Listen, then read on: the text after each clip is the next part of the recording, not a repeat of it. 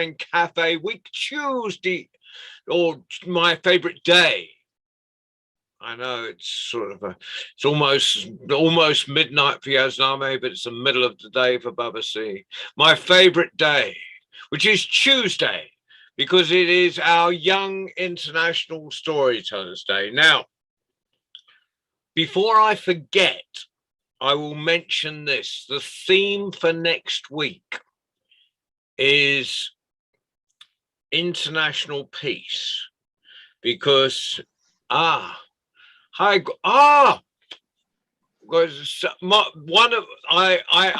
seen this young man since the weekend, who was one of my who came to my storytelling workshop at the Bromyard Folk Festival, and I was very remiss. I didn't actually ask his name, and if I did, I've forgotten it. What's your name? Solly. Solly. O-double-L-Y. Oh, Ollie. Solly with a... Solly with an S. Yeah. Solly, right. So, because it says Gwen at the bottom, I know you're not Gwen. So, Solly, welcome. So, are you telling tonight, Solly? You want to tell a story? You're wearing a very fine hat, by the way. Thank you. Can I not go first? Pardon? I won't go first. No, you don't have to go first. But so we'll have Yazname, who's in Punjab, and then we'll have Elsa, who is now in Edinburgh. I used to say she was in Aberdeenshire, but she's now abandoned you, Phil, and she's gone to Edinburgh. And Solly, where are you? Wales. You're in Wales. So we've got Scotland, Wales, and India represented tonight. And so next Tuesday is an International Day of Peace. So we're having stories on that theme next week, and there will be people joining us from Gaza definitely next week. So I'm really looking forward to that. But for now, we have the most magnificent trio. Yazname, I'm going to ask you if you wouldn't mind starting. Is that okay? Yes. And say hello to Solly. Hello. Hi. Hello. So Yazname, have you got a story for us? Yes, I've got a story. May I start? Then please tell. Yes. So today I'm going to narrate a story of Roald Dahl, as his birthday was on 12th of September, and I love his stories. So hello everyone, my name is Yazname, and today I'm going to tell you the story named The Ant Eater, written by Roald Dahl. Once there was a boy named Roy. He was very fat. He used to get everything he wanted, chocolates, sweets, dishes, and everything. His father used to give him everything he wanted, from toys to food, from clothes to shoes. So each day he wanted a new pair of shoes. So he had so many. One room was full of pair of shoes. And then, second thing, his second room was full of different toys, electric cars, electric games, TVs, and many more, Lego cars, and so many. They could fill up 1 million of boys. But still, he wasn't satisfied. He wanted more and wanted to be most richest son in the whole world. So one day he scratched his face and thought, I want something very different. Very different pet? Maybe that is something I don't have in my list. So he got many ideas. An elephant? It is boring. A gorilla? No. An anteater? Maybe this is fine. Nobody has an anteater as its pet. And he went to his father and shouted, Father, Father, I want a pet anteater. I would not talk to you if you don't get me my pet. It is my order. Do it now. And his father said, Okay, son, relax. I'll get it. Father used to fulfill his each wish. So he made prints in the newspapers and many papers that said, whoever will give an anteater would be rewarded with many gold coins. So this news went to the zoo. So the zookeeper said, we think our anteaters are not for selling. We won't sell it. Then it went to an Indian man who read it and said, I have this old anteater. This is no worth of mine. Maybe I can get money and sell this. So he called up and said, I have an anteater ready. You can take it. So that father came running and said, how much money do you want? Please give me this anteater and take how much gold coins you want. So he demanded for 500 gold coins that were given to him. And in exchange, he took that anteater. He took it home and his son was so happy. He used to play with him each day and call him, Anteater, come here. Anteater, go there. Anteater, do this. Anteater, do that. And whole day he was behind that anteater. And that animal used to sit at a corner because he was so scared of that boy. And one day, animal was feeling so hungry. He went to the boy, Roy, and said, okay, can you give me something to eat? Please give me. And then the boy said, do you know your name? It is an anteater. So you eat ants. Go to the garden and find ants and eat it. Don't come back to me. So that poor animal went to the garden. He searched inch and inch of that garden, place to place of that garden, but he didn't find single ant. So he sat at the corner and waited for next day. Maybe I'll get something to eat. So he went to that boy and said, can you give me something to eat? The boy had the same reply. No, find ants in the garden. Now this boy faced a problem that was used to say ant because he couldn't pronounce aunt. So this started that once a day his aunt came. So he used to shout, Aunt, my aunt has come. Aunt, my aunt has come. He couldn't pronounce aunt. So that day the boy called the anteater and said, meet my aunt. She is my aunt. She is 83 years old. And the anteater looked up and thought, what? Such a big ant? I think this is very delicious. He said that this is an ant. This means I can eat it. So that anteater kept his steps and approached to that ant that was called ant. So he licked his lips. He licked his lips and started eating that ant. And then the boy shouted, wait, it is my aunt, not your aunt, it's my aunt. But that animal didn't stop because for it was an ant. Because he could hear ant only, not aunt.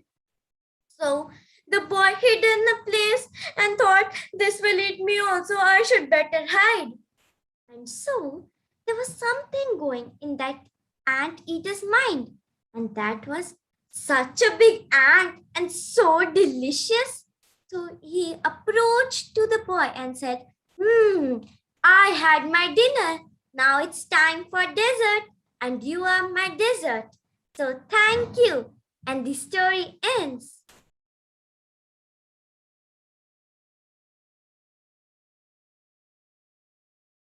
I love the way you adapt other people's stories and make them your own. That's a real skill. That's you must work really hard on those stories.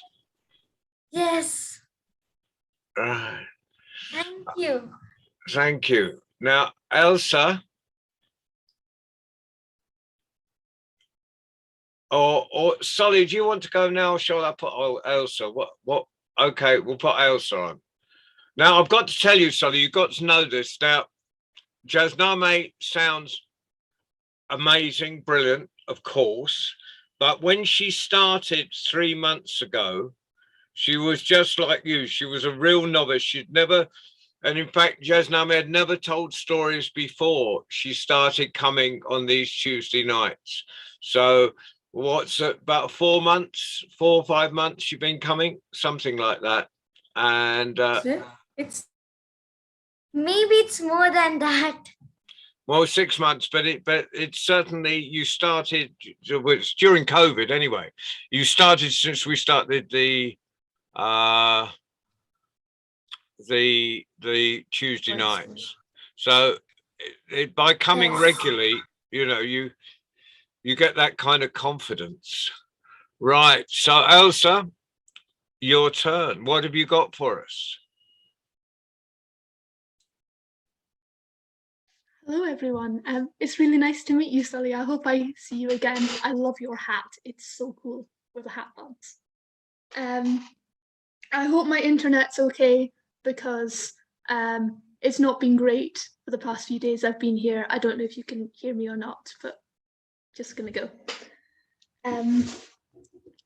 This story begins, as all the best stories do, a long, long, long time ago, when the world was young, when the land was ruled by kings and queens, and dragons and unicorns roamed the land. And at that time, there lived a king. The king was a wise king, the king was a just king, and the king was a fair king. And he had 3 wonderful daughters. 3 beautiful daughters, 3 triplet daughters. They'd all been born within 5 minutes of each other, and as they grew up from children into beautiful young women, the king couldn't decide which one of them should be the next queen. The more he looked at his wonderful daughters, the more he just couldn't decide between them. They were all so amazing and talented and smart. He just couldn't quite make up his mind.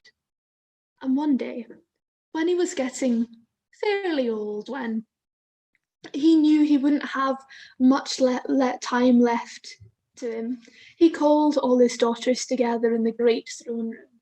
And he told them, I've been thinking. I've been having a wee think. And I think the time has come when I choose my heir. I'll need to choose which one of you will rule the kingdom the best when I am gone. So I ask you, how much do you love me? And the daughters thought. They thought hard, and eventually the oldest daughter, although she was only the oldest by a few minutes, said, oh, I love you more than all the rubies and gold that exists in the world. Why, rubies and gold? That was a lot, and the king knew that this daughter did love her rubies and did love her gold. But the second daughter, she wasn't to be outdone. She said, oh, I love you all more than all the emeralds, diamonds, and silver that exist in the entire universe. Why? The universe and emeralds and diamonds and silver, that was a lot as well. That was, well, more jewelry than the king could quite imagine in his head. And he turned to the youngest daughter, the one perhaps that had that wee special place in his heart. And he asked her, how much do you love me? And the youngest daughter looked up at him and she said, why, I love you more than salt. Salt? Salt? Your sisters love me more than emeralds and gold and diamonds and rubies, and you love me more than salt? Go, go. You need to leave this castle and you must never, ever come back. This kingdom will be split equally between your two older sisters, and I never want to see, hear, or speak to you ever again. And so, that evening, the youngest daughter, dressed in her oldest clothes with her hood pulled up high over her face, left the castle, went over the drawbridge, and started to walk over fields and farms, through forests and mountain ranges, until she passed from this kingdom into the next. And she was almost dead on her feet from exhaustion when she came to a great wood. And in a cottage in the wood, there lived an old woman with a wizened skin and a hunched back, who grew herbs in her garden and knew things that not many other people knew. And this old woman was sitting outside her cottage, knitting away, when she saw the poor princess walking towards her. And the old woman's cat, it was a black cat, what other sort of cat would she have, came out of her cottage and wandered up to the girl and started to rub itself up and down along the princess's legs. And the woman looked up. This cat was not the sort of cat that was friendly. I don't know if you've met many cats, but I think you get the kind that would give you a hug and are up for being stroked, and you get the kind that want to tear you to death with their claws of steel. And this cat was very much a tear you to death sort of a cat. And the fact that this cat, this beautiful black cat, was being friendly towards the girl, it showed that the cat was a good judge of character. And the old woman instantly trusted her, and she said, "Fine, lassie, what's wrong? You're walking. You look tired. You look hungry. Do you want to come in?" And so the princess did, and she came in and she told her the whole story, told her everything that had happened about the king and the love and the sisters and the long, long journey.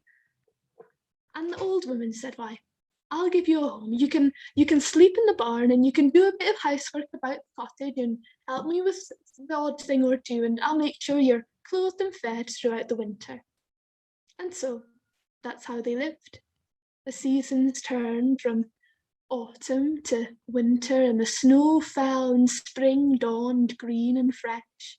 And just as summer was about to spread its wings, the old woman decided that the princess had waited long enough. She gathered some ingredients together and started her cauldron on the boil. She put salt and frog and a wee touch of herb into it, and stirred it once, twice, 3 times, and left it out in the moonlight, and said a few specially chosen words. And the next morning, there was not a drop of salt to be found in the entire kingdom, in the entire world, not a single drop of salt. And when the princess's father woke up and demanded his breakfast, it was brought to him on a plate, and it looked just like it always looked. But when he brought the great sausage to his mouth and took a big bite, it tasted odd. It brought him no pleasure. It wasn't like anything he'd had before, and he did not like it at all. And he called for bacon, and the bacon was brought to him. But again, it wasn't nice. It wasn't the sort of bacon he liked to eat. He was a man with a big appetite and strong opinions about food. So he called again. He had sausages, he had bacon, he called for beef. He called for beef this time, and beef was brought to him, but without the salt. It tasted bland, it tasted flavourless, and he called for every single meat you could think of, every single thing you could have in your brain, and nothing seemed to appease him. And he was not the sort of man that would happily be a vegetarian, so his mood was understandably black the next few days. And eventually, he'd had about enough of the situation, and he sent out a proclamation. He sent out a statement across the lands, and he said, "Anybody who can find me even a single bag of salt will have half of my kingdom and my daughter's hand in marriage. Why? And that was quite a proclamation, and so every single person in the kingdom started hunting. They searched down the backs of their sofa, they searched in the cupboards, they searched every single place you can think of to try and find some salt, but there was none to be found. And in the old woman's cottage, there was a bag. And the old woman gave the bag to the princess and she said, "Take this to your father. Don't let him know it's you, but take it to him and I'm sure everything will work out just fine." And so the princess left the old woman. She left the black cat and she walked through the fields and farms and forests of the kingdom until she came to the gates of the castle. And she knocked and said, "I have a present for the king." And of course, she was led straight to the king's great chamber. And the king, sitting on his throne, didn't recognize the girl with the straggly hair and the stubbed fingernails that stood in front of him. He did not recognize the girl in the old cloak and the dirt-streaked face. And he said, what could a girl like you possibly have for a man like me?" And the princess held up the bag of salt. And the king was true to his word and he said, "Why, you can have half of my kingdom. And pray, tell me your name." "Do you not recognize me, father?" said the princess. "Do you not understand what I told you all those seasons ago?" And then the king realized. He realized his mistakes and he embraced his daughter. And I don't know if the daughter was a forgiving sort of a person. I think it might have taken me a bit of time, but I'm sure after they'd worked a few things out, they lived happily ever after. I love that story. I used to do storytelling on the Norfolk Broads twice a week, and there was one family who used to come to me every week, from the babe in arms to the grandmother, and they loved "I Love You More Than Salt" or "Fresh Meat Loves Salt" stories. And every week I'd have to try and find a different one. And so where was that one from? Was that a Scots one? I think that's a Duncan Williamson version. Wait a sec. I think I've got the book it came from. Dun, dun, dun, dun. I may or may not have taken like an entire suitcase full of books with me. Maybe Why a not? mistake. I think it came from this book, which is The King and the Lamp. Yeah. Yeah. It's a Duncan Williamson one. It's let me just check. Yeah, "I Love You More Than Salt." Yeah. Oh, I've got that because I think I changed a few bits. yeah, like, of course. it's So, more or less the same so thing. did Duncan every time he got a story.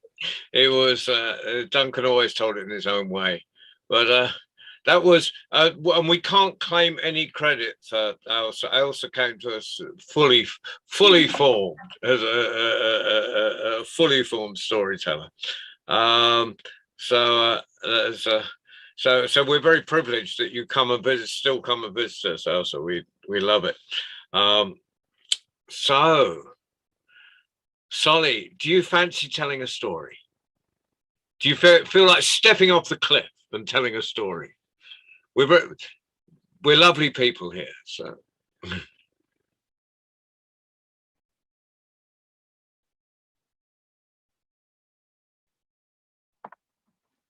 Okay, there we go. Okay, I might have to read a few bits out of the book because I've only read this 1 or 2 times, but Well, a lot of people, when they started taking stuff partly from the page, and then gradually over the weeks they abandoned the books. And so any way you want to give it to us is perfectly fine. okay. So it's a Native American Indian story, and it's called The Great Rain. It was very strange weather. Purple and black clouds stormed across the sky. Lightning flashed and thunder rumbled. Nokomis, the great earth spirit, watched the sky and was worried.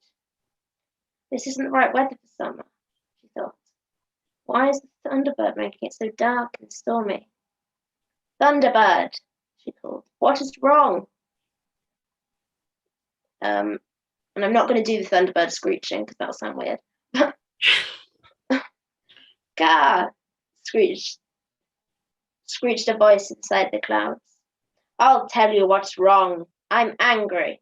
There was a flash of lightning and the clouds tore apart. Nokomis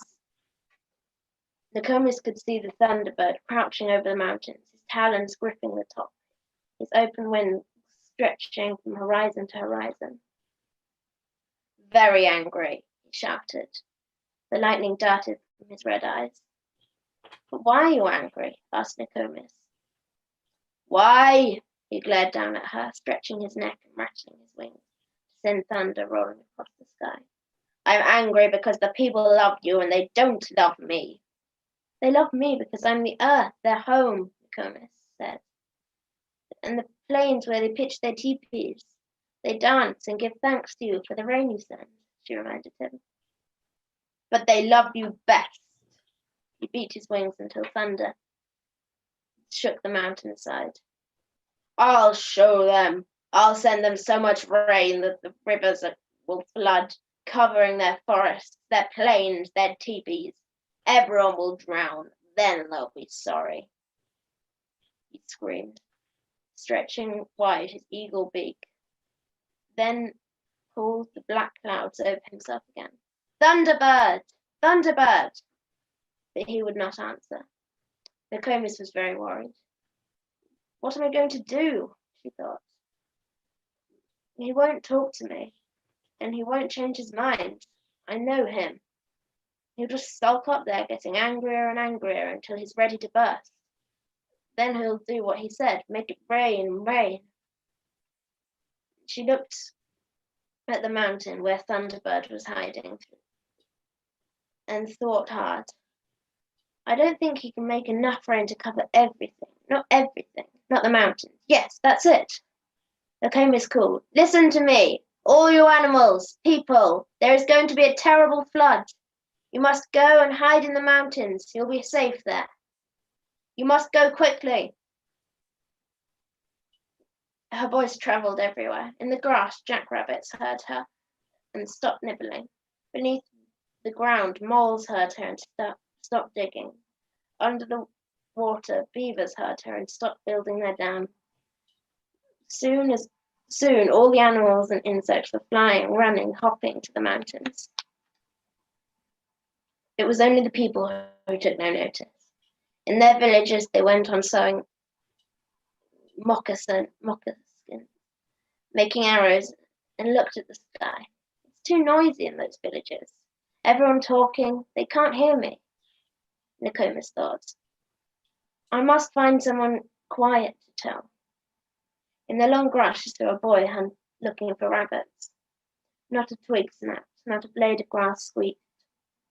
As he crept forwards, his bow and arrow ready. It's Blue Jay, smiled Nokomis. He's as silent as a shadow. He'll hear me. Blue Jay! Blue Jay! She called, but he didn't seem to hear. He went on quietly slipping through the grass. Nokomis called louder. Blue Jay, you must tell your family and everyone to go into the mountains. But Blue Jay thought her voice was the wind. How noisy the wind is today, shaking the trees and rattling the bushes. It will frighten away all the rabbits, he thought, and carried on hunting. How deaf these humans are, said Nokomis. Who else can I tell? By the river, she saw a girl with fishing spear ready. She crouched barefoot on a rock. She was waiting for a speckled trout to come out of the weeds. It's Little Otter, smiled Nokomis. She's as silent as that rock. She'll hear me. Just to make sure this time, she called very loudly, Little Otter! Little Otter! But Little Otter took no notice. She had seen the shadow of a fish holding her breath. Holding her breath, she leant forward and lifted her spear above its head. She stared hard into the water and didn't look around. Little Otter, Nokomis called again. You must listen to me. There isn't much time. Listen to me. Little Otter listened. Little Otter, listen to me. But Little Otter thought her voice was only the sound of the river. How noisy the water is today, clattering and clattering over the stones. It will frighten away all the fish, she thought, and carried on fishing. Nokomis was puzzled. These humans seem only to understand their own language. I must find some other way to warn them. Something they will understand. She frowned up at the sky. It was much darker, and behind the clouds thunder muttered. Soon the thunderbird would start the rain. A little while later, an old woman strode into the village where Blue Jay and Little Otter lived. She was tall and thin. Her face and hands were wrinkled like bark. She wore a dress of soft green buckskin with fringes down the sleeves, and brown moccasins embroidered with flowers. Her grey hair hung in a long plait, and in her headband was one eagle feather dyed red. Gathering all the people around her, she said, "The Thunderbird is very angry. He is going to make so much rain that his land will be covered with water. If you stay here, you'll drown. But in the mountains, you'll be safe." No one in the village had seen the old woman before, but her face and her eyes were very old and wise. So they believed her. They folded their teepees, stamped out their cooking fires, packed their pots and blankets and babies into carrying baskets, and went into the mountains. All that day, the old woman hurried from village to village, warning people. Soon, almost all the people were safe in the mountains. There was only one village left to tell. As the old woman came near, she heard drumming and singing. The people were having a feast. In the center of the teepees, people were dancing, stamping their feet and jumping high into the air. Some had drums, others had rattles made from dried seed pods and shells tied on sticks. The noise was louder than the thunder. No one noticed the old woman come into the village. She called to the dancers, "Listen to me." But they danced on. "Those drums stopped, they could hear me," she said. But the drummers said, "This is dancing time," and drummed louder. Maybe just one person will listen. She tried to grab a man dancing by, but he just pulled his arm away and yelled, "Leave me alone. Can't you see I'm dancing?" The old woman was getting angry. She pushed her way through the dancers. She was very strong for an old woman. She stood in the center of the dancers and shouted, "A terrible storm is coming. The water will cover the tops of the tallest trees." The people only laughed. "That will be very wet indeed, old woman. You'd better run away quickly, or you'll be drowned." "You don't get to the mountains, it is you who'll be drowned," said the old woman. "Look at the sky. See how angry the Thunderbird is." The sky was full of red and black clouds. "How does an old woman like you know what the Thunderbird's feeling?" "Go away," they shouted. "You're spoiling our dancing." They made a circle and twisted and turned around her, singing and laughing. When she tried to speak again, they shook their rattles at her. They pushed her and bumped her. They were making so much noise that she didn't hear the Thunderbird leap into the air and fly. "Caw, caw!" he screamed. Then thunder boomed and roared from his wings. They only shook their rattles and shouted even louder. Then the lightning cracked and jumped. They leapt higher and shouted, "See, the lightning is dancing with us." Even when the rain began to fall faster and faster and bigger drops, they only danced wilder than ever. They whirled and pranced, spinning and kicking. The old woman watched them. Suddenly she raised her arms and shouted. Her voice was louder than the thunder. It made a great wind tearing up the trees and blowing down mountains. The dancers and drummers froze. They looked at her with wide open eyes and mouths. "So you only want to dance and shake your rattles, eh?" she said. "You deserve to drown, all of you. Die, Nokomis, your mother. So I will save you, but I will also change you from this day. You will always carry your rattles and will never and whenever you see a human, you will dance and shake them, just as you did today to an old woman who tried to help you. As Nokomis spoke, the people began to shrink. They grew smaller and thinner. They began to curl over and crumple. Soon they were no longer a circle of dancers round her, but a circle of snakes. Now I must take you all to the mountains, she said, piling them into a basket. It rained for days and weeks, just as the Thunderbird had threatened. The forest and plains were covered with water. When the rain stopped, the water drained away. Soon everybody went back to their homes, including the snakes.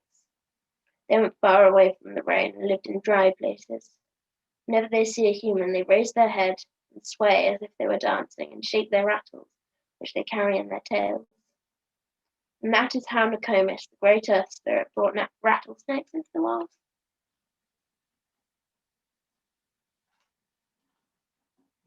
Brilliant, brilliant, and what a wonderful story to bring to us for your debut. That was great. It was and beautifully told, and read and read. It didn't. You hardly looked like you were reading it. It was great. It was fantastic. So it's onwards and upwards, and you know, you're talking. If I can go around the country, sorry, that I know everyone's from, you are in fact talking to the world. Susan is in South Africa. Phil is up in Aberdeenshire. Babasi is in Washington, D.C. Yasname is in Punjab. David's somewhere actually near, roughly in the area we were last weekend at Bromyard Folk Festival. It's sort of on that west bit of England near the Welsh border. Is that right, David? Just I can't remember exactly where, and Elsa's in Aberdeen, and you're in Wales. I mean, how good is that? So, what a fantastic night! Now, next week, of course, we've got. Did I mention you, Phil? I'm sure I mentioned you, Phil. I wouldn't have left you out. Yes, you did mention me. Yeah, but you forgot, and she's in Edinburgh. Elsa's in Edinburgh. Oh, Elsa's in Edinburgh. Didn't I say that? No, yeah. no, Oh no, she's abandoned you all, up. hasn't she? She's gone south. She's gone south. She's now a city girl. So we'll do our usual business. We will go round, and for next week, and I'll repeat this for International Peace Day. So if we can get the next Tuesday, if we can get some stories that are somehow related to peace. I love that rattlesnake story. I must thank you for bringing that to us. Now, Elsa, no, I'm going to Yasname first. What would you like to say to the other tellers, Yasname? Yasname. Yes. I wanted to say, I would tell other tellers that I learn new stories from them and get ideas how to narrate. So that's why this is also my favorite night. So thank you. And we had some new stories tonight, which was brilliant. Elsa, what have you got to say to the other tellers, as usual? I really loved both your stories. Once again, Jasnama, you're always amazing. Love you. You're fantastic. It's really, really nice to meet you again. Your hat is amazing. I really loved all your voices and things. You had like voices for all the different characters. I suck at voices. Like I've got like one voice that I use for the whole thing, and that's it. And you had like all these like different like characterization things, and they were so cool. And anyway, I thought you were awesome, and I hope you come back. Yeah, you will visit us again, won't you, Sally? Fantastic. Now I'm going to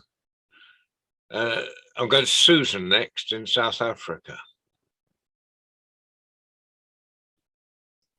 No, before we go any further, we have been joined by another teller.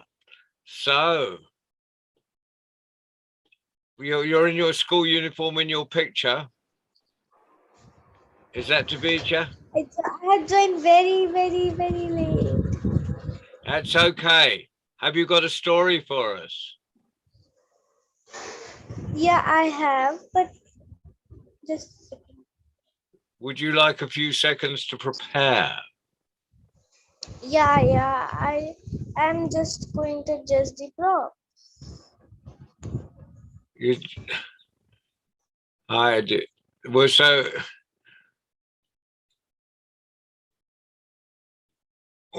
she's just getting ready. So we'll hold our breath. Princess Davija is going to tell us a story. We can't have a Tuesday night without a story from Davija, can we? It wouldn't be Tuesday night if we didn't have a story from Davija. So tell us when you're ready.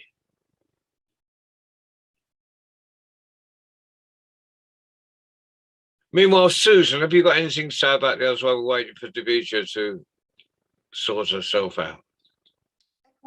She's there. She's there. Are you ready, Davija? Fantastic. Can you tell us a story? Yeah. Great professional that you are. Yeah. And so we got a news teller on tonight, Solly. So say hello to Solly and then tell us your story. You've gone away. I interrupted you. There we are. Please start.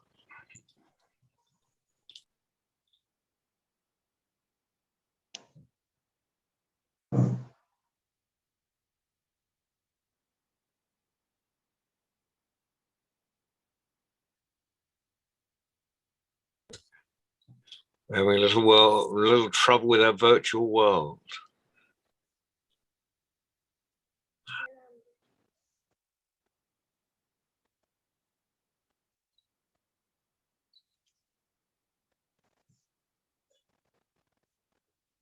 Hello, everybody. I'm Davija, and today I'm here again. A storytelling session again.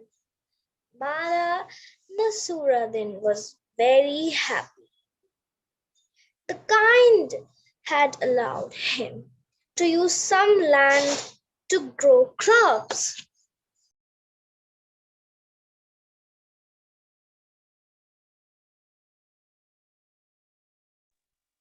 To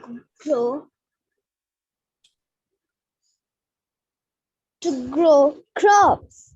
Now this land had given him a good crop. He had sold his crops and made lots of profit. But someone else was not happy. At the kind's place was jealous. Nasuruddin has a lot of money now. Why should he have all that money? He thought to himself. After all, the land belongs to the kind, the jealous. Went to the king. Your Majesty, Your Majesty, Your Majesty. I'm there again. You have given Mola lots of money, and he had grown lots of crops. Will you allow me to have half of the Mola grows this year? I have a large family and the money would be useful. The king ordered Nasuruddin to give half of the crop to the enhanced. Nasuruddin went to king and said, Majesty, Majesty, Majesty. He said, and very confidently, standing nearby immediately replied, I will take the path that grows above the ground. The next crop was also a good one. He asked Nasuruddin for his share. Your share is in the barn at the back. Theodore is hurried to burn. In a few moments, he came back. He was very angry. What is the meaning of this? There are only some useless leaves in the barn. What am I supposed to do with these leaves? I want fair share of the crops. But Huzur replied, Masuradin, I have given you fair share of the crop. You wanted to grow above the ground. I have grown carrots this year, so I'm giving you that grew above the ground, the leaves. Thank you.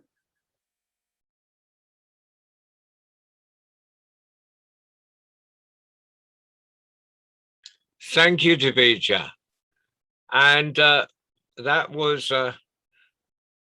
that was an Indian version of the. That's a story that appears all over the world. It's a lovely story. Sometimes it's longer, sometimes it's shorter.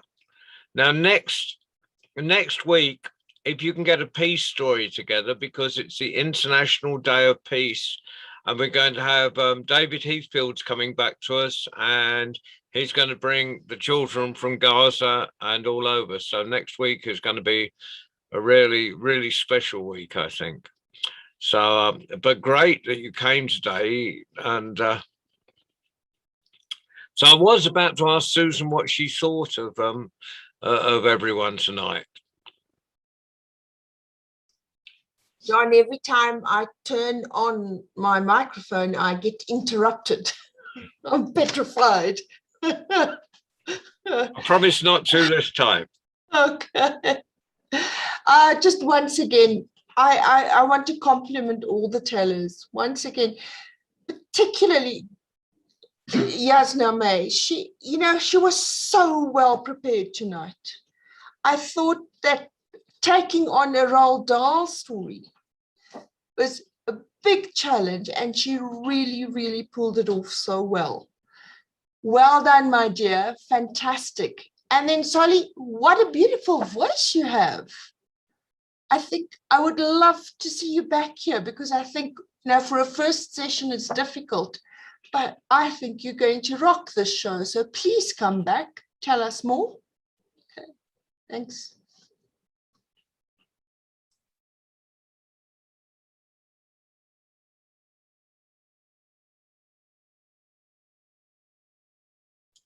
I'd interrupted Susan so many times, I just introduced her twice. There's Phil, and I promise not to interrupt you. Oh, that'll be the first. Well done, everybody. You did very, very well. Sully, I loved your voices. I loved the way that as you progressed in the story, you got more confident, and you said that at the beginning you weren't going to do the cracking noise and you did. The more you got into the story, the better your voice has got. Very, very well done. And I loved the other two stories as well. 3 stories as well. Yeah. Well done, everybody. Well done. So Thank you, Phil. You're welcome. And now I don't promise not to interrupt you, Baba C, because Ali needs to go to bed sometime. But there's Baba C, could you say in only 1,000 words what you think? No promises, but we'll try to keep it brief. First, Sully, would you spell your name in the chat, please, so I can make sure I'm saying your name correctly?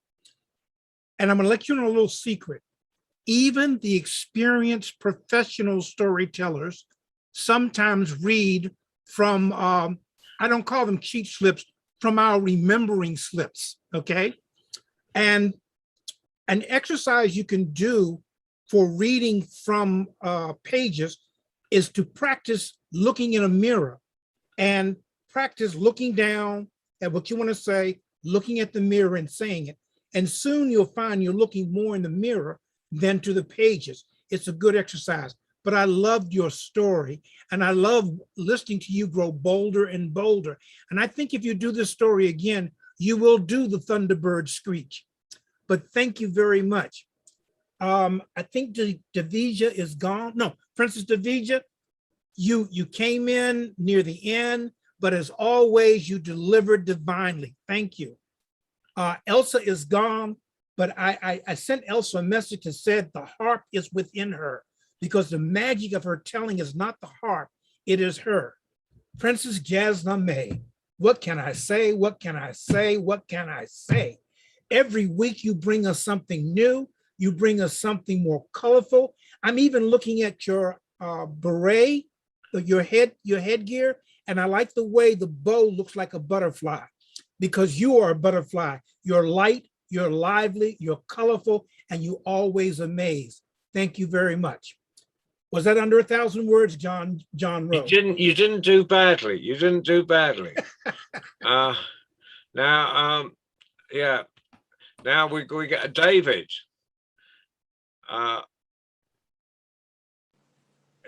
You came a little late, but you. What did you think about Tellers?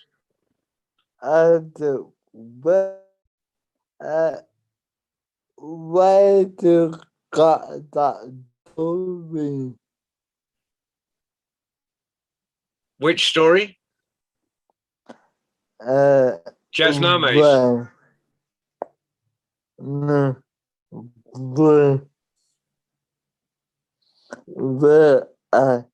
Where did Sully get his story? Sully, where did you get your story from?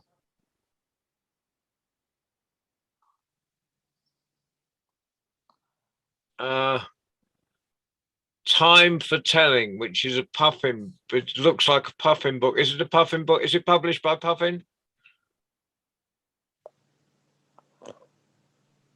No, it's Kingfisher, I think. Oh, it's Kingfisher. Excellent. Yeah. So it's Time for Sully, Telling. how do you spell your name? Sorry, I don't think I can send messages on here for some reason. My computer doesn't want me to. But it's If John Rowe doesn't mind, could you spell it now? SOLLY. Thank you. Bobby, I'm not it is so amazing story. It is a great story, isn't it? It's an amazing story. I never that story before. Yeah, I agree, David. I think it's always great, and it's the young tellers that bring us new stories that we haven't heard before, because they're finding them in books and hearing them, and then adapting them to themselves. So, David just suddenly turned into a mum. And David, you've matured. Thank you for bringing Davija to us. She always does wonderfully. Ali, have you got anything to say? Oh, sorry, David, I cut you off. So got me okay, it is little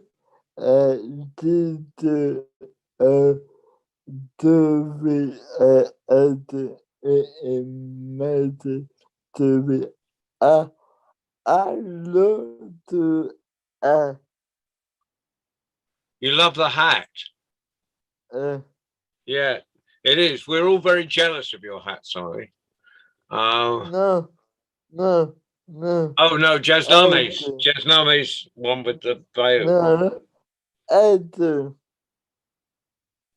Maybe Elsa? Oh, Elsa's but beret. Yeah, it's beautiful beret. Yeah, we've had some great headgear today. Okay. Now, Davija's story, there's now maybe Davija's mum can tell us, did she got Davija when she told her story, was that an Indian story? I mean, it's a story that happens all over the world, but was that Yes, it is. an Yes, Indian it is. version? Yes, Ah, it is. and is there a longer version in India where the next time he wants the bottoms? So Yes. yeah, so it carries on. Now how? So and of course at the top, so it's tops and bottoms, and then he reverses it. So what in India do you have when he asks for the bottoms? What's the next crop?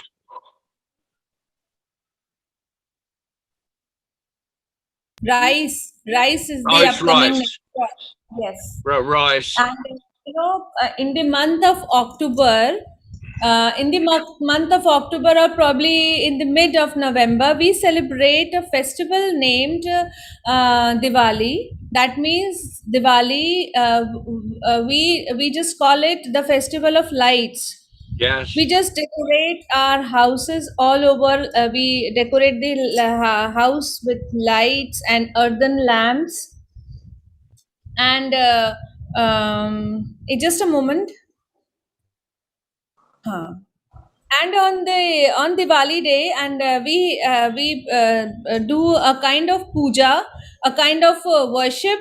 In that worship, we use new rice, the new crop, Yeah. and that is the beginning. And from then onwards, we eat new rice, and the texture of that rice is little sticky. The new rice is very sticky, and there is a different kind of procedure to put the kind of Yeah. new rice. So it's got a lot of starch on it. This is the upcoming new crop in India.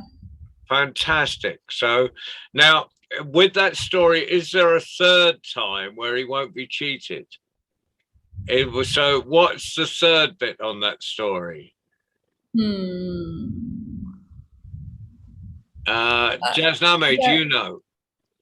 I don't June. ask for the middle part. It's something like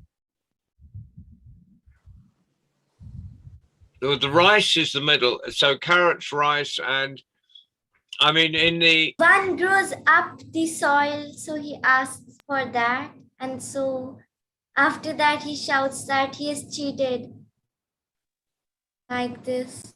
I think in the British version, and I don't know whether it's Irish or Welsh or English, but I think it appears everywhere. It's as much as they can. They start from each end of the field, and and he puts plowshares in the fields, in metal pieces in the field, so the other guys sort of plow or call. That Davida, that go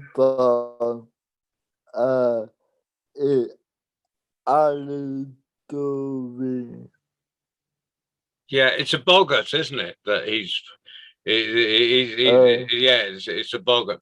But anyway, it was a great story, and I was fascinated that it's fascinating that the same stories appear in India, in UK, in America, all over. Now, Davija's mum, while you're here, this Saturday, we've got one of our 10 o'clock in the morning UK times for Asian and Australasian tellers. So if you're around on Saturday, please tell a story yourself. Okay, I'll prepare my story. Your 10 range R5 evening. Yeah, so Your 10 okay. is your 5. Yeah, perfect. Well, thank you ever so much. It's been a great John, night. I want to say something. Thank you.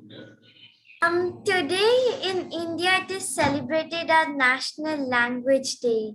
So our national language is Hindi. So it is Divas. John Rose, Sunday or Saturday? Hindi. Yeah. So This so let's stay with the language down, and I'll come and answer your question, Baba. So tell me about National Language Day, the Hindi. Yeah, I think there is another festival in India. I watched it from the movies. I think it's Kolar Festival or something like that. It's Ganesha Festival or something like that. That festival is also going. Yeah. So India's full of festivals. You really know how to do festivals.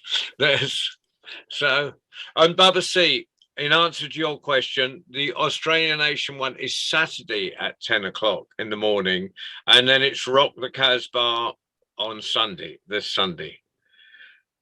But for now, our next Tuesday is International Peace Day, so we got all our young tellers will be telling peace story. So thank you very much. Thank you, Solly, for coming to visit us. Come back, please come back. We want to hear that magnificent voice over and over. Come back and tell new stories. Yes. Thank you, Davija and Davija's mum. So we've had 2 in 1 there. The double. Double. Solly, please come back. Yeah. So we've had double value down in Davija's land. Fantastic. Susan, thank you. David, thank you. Baba C, thank you. And good night, everyone. Oh, and Ali, of course. Thank you for driving the magic carpet as always. Thank you, Ali. everyone. Bye-bye. Bye-bye. Bye-bye. Bye. Thank you. Good night, everyone. Thanks to all the princesses and to the prince.